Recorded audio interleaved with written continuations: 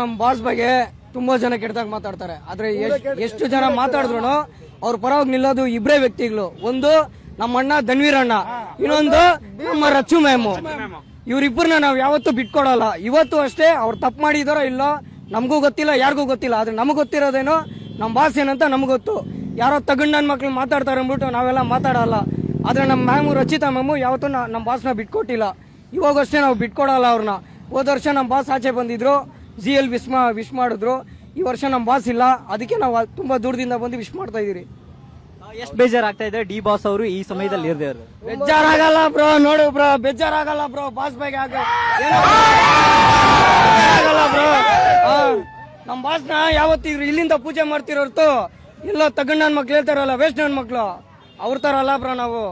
Rachita madam ಅವರು ಈ ವಿಡಿಯೋನ ನೋಡ್ತಾ ಇದ್ರೆ ಏನ್ ಹೇಳೋದಕ್ಕೆ ಇಷ್ಟಪಡ್ತೀರಾ ಅವ್ರಿಗೆ? ತುಂಬಾ ಖುಷಿ. ತುಂಬಾ ನಾವ್ ಹೇಳೋದೇನ್ ಬೇಡ ಬ್ರೋ, ಅವ್ರಿಗೆ ಗೊತ್ತಿರುತ್ತೆ.